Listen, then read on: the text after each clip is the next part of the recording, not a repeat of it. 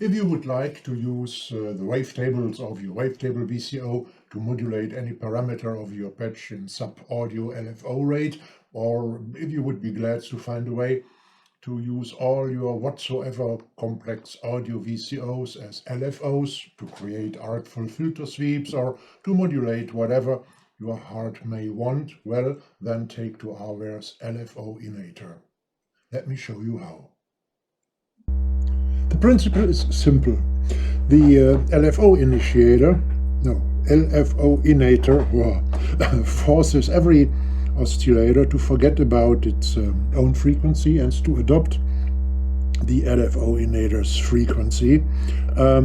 Just patch the LFO-inator, the pitch CB output, this one here, to the pitch CB in of the oscillator, and bingo, now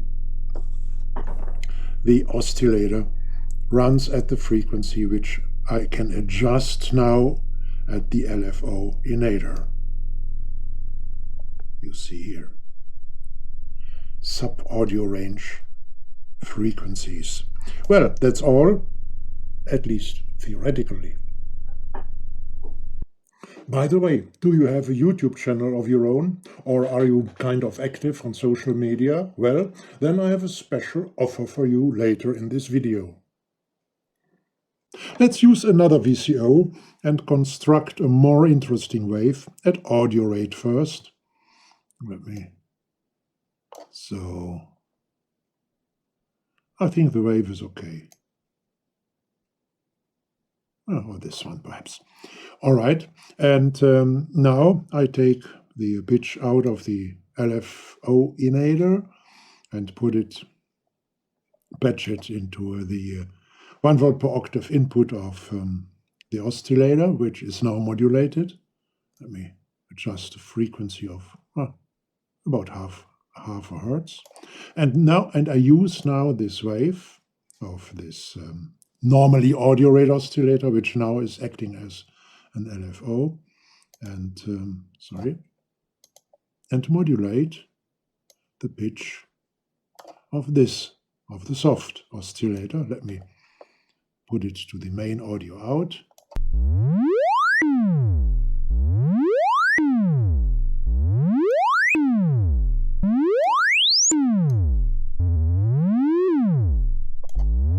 All right, different frequencies, different LFO frequencies, because this is now an LFO.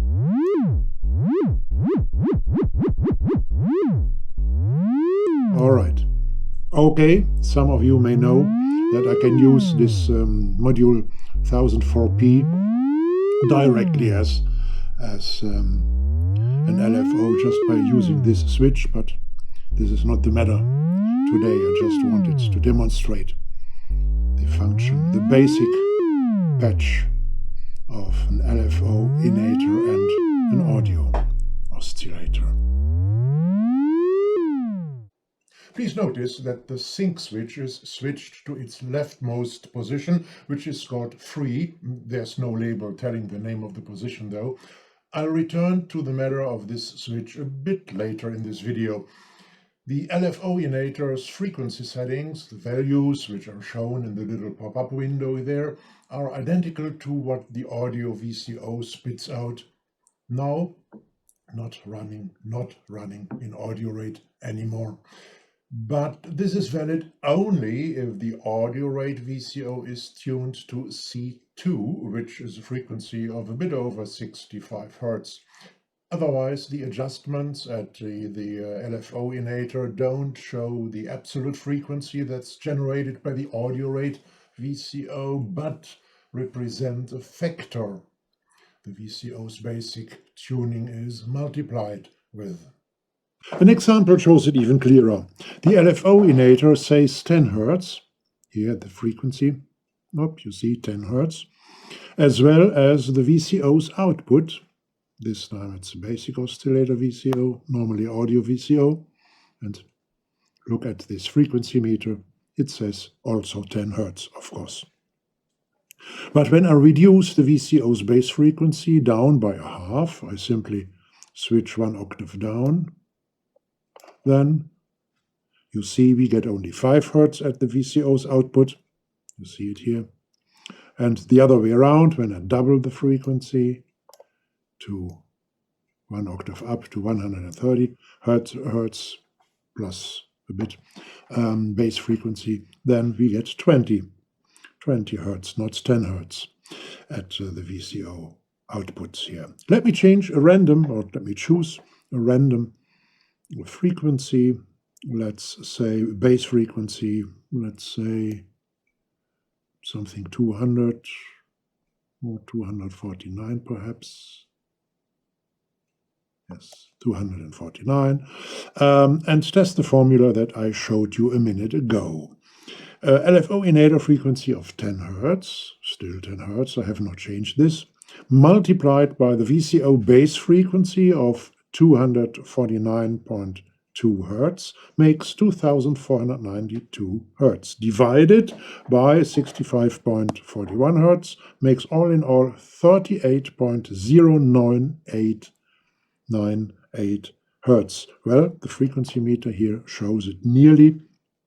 It shows 38.095 Hertz. It's a difference of 0.003 Hertz only from our theoretically calculated frequency. But I think we can say my equation is proved hereby.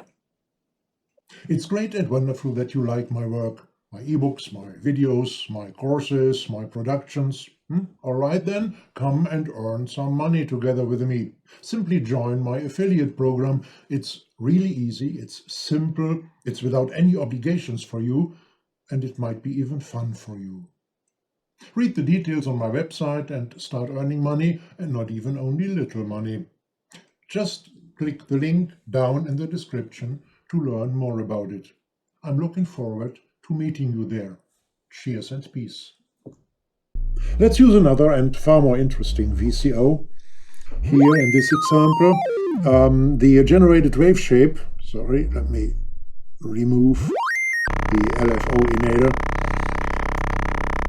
The generated wave shape in audio rate, you see here, and this is the shape coming from this noise field oscillator, and this wave shape will later modulate in LFO rate this basic oscillator. So let's do so. Pitch out, pitch in, and the output of the noise field oscillator through a sequencer to the input, the pitch input of the basic oscillator. Well, more interesting already.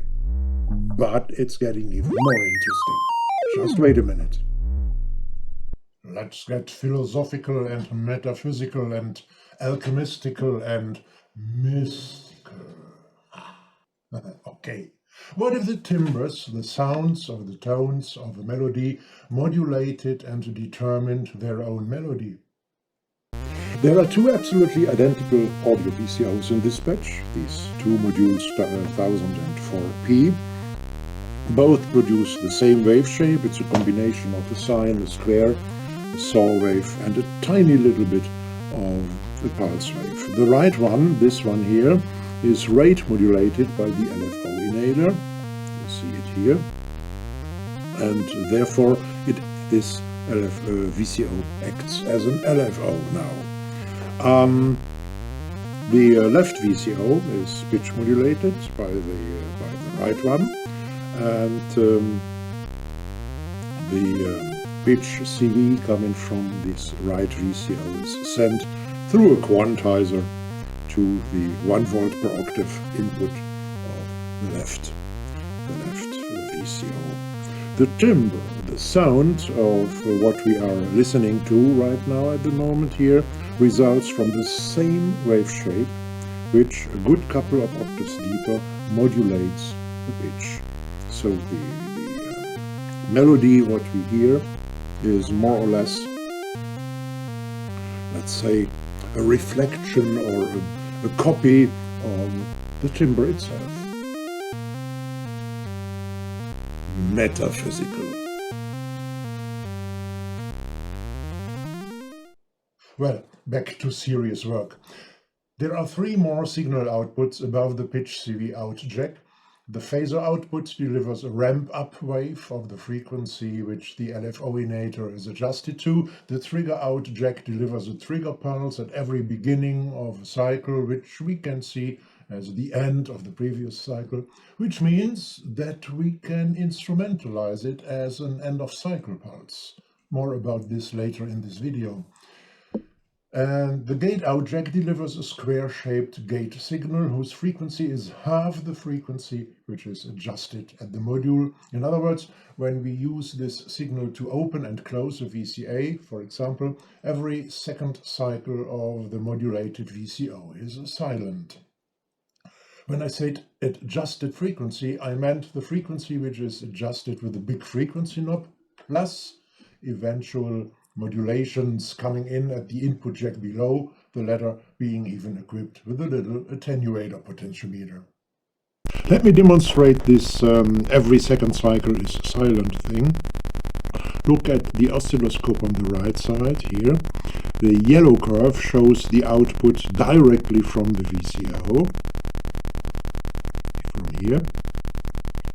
It's the 1004p module again.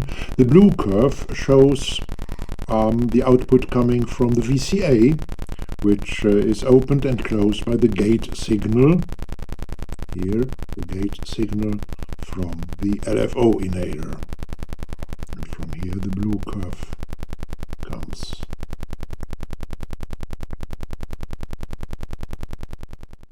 This patch is a demonstration how nicely all four signals follow the modulation of the LFO-inator, of the LFO-inator's rate. I've chosen a sample and hold, you see here a sample and hold unit, and patched it in the rate modulation jack here. Let me mess around with the attenuator potentiometer and the rates a bit.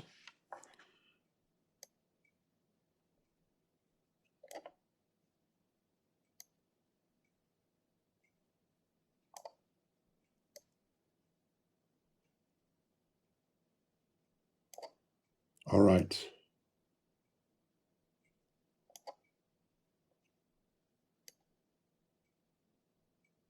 Okay. Before I continue, please have a look at this. It's my new online course, Production Secrets of Generative Music with Modular Synths, and it's useful not only for making generative music. You can get it from my website. The link is down in the description. And, well, thank you for visiting it.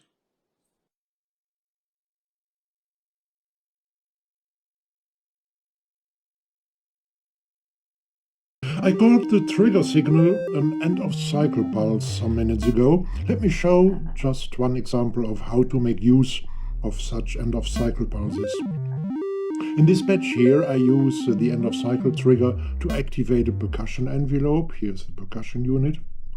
To deliver a percussion hit always when one complete cycle of the pitch development is finished. The LFO-inator here modulates the rate of the frequency, so the rate of the complex wave generated by the attractor oscillator here. You see here is the patch cable, and makes this attractor oscillator work as an LFO, which modulates the pitch of the basic oscillator through a quantizer again. You see quantizer input, quantizer output to the pitch input of the basic oscillator. It's a rather simple way to make use of the LFO-inator's trigger output, but for example in generative music, but not only there, in patches like this, end-of-cycle signals are of enormous importance. Okay, well, that's going to be a topic in another video of mine, and of course in my ebooks. Some of you might think, great, so I can add an end-of-cycle functionality to a simple LFO which doesn't have such a function by modulating this simple LFO using the LFO-inator. Great idea indeed. but it won't work. Unfortunately, it won't work. The formula we have found for modulating audio rate VCOs isn't valid for normal LFOs, which means we cannot adjust the LFO's frequency using the LFO-inator as usual, nor is there a way to synchronize the trigger to the end of a cycle of the modulated LFO. It's a pity. On the other hand, why? Why not using just one or two more audio rate VCOs instead of a simple single LFO? There are enough very small audio rate VCOs available in the world of voltage modular. Let's talk about the S word. Yes, you are thinking right. I'm really going to talk about synchronization. Okay. All right, there are three nearly identical blocks in this patch here, each of which contains an LFO-inator, a modulated basic oscillator, and a frequency meter. The LFO-inator in the leftmost block, this one here, runs in free mode. It's set to run freely. You see here the switch is turned to its left position. In this mode, the BPM of my DAW doesn't have any influence. So you see here above is the BPM. I change it. Nothing changes with this block, with the leftmost block. The LFO-inator in the middle, this one, this is the middle block, this LFO-inator here, is switched to sync. The sync switch is in its middle position, you see here. In this mode, the LFO-inator follows the BPM of my DAW. Increasing my DAW is BPM, increases the rate of the LFO-inator, and decreasing the BPM here decreases the rate of the LFO-inator. Let's have a look at the upper frequency meter of this one, and I change my DAW's BPM. Going down, the rate goes down. Going up, the rate goes up. The LFO-inator on the right, this one here, is switched to sync quantized mode. The sync switch here is set to its rightmost position. In this mode, the LFO-inator follows the BPM of my DAW as well. Let me show it. Now it's the lower channel, which is interesting. Here the lower, the lower display of the frequency meter. I go down with the BPM, you see it here above, and I go up again. So, what's the difference between these two settings, sync and sync quantized? Well, so far there is no difference, but there's going to be one. But when I modulate the rate of the LFO-inator, the difference gets visible.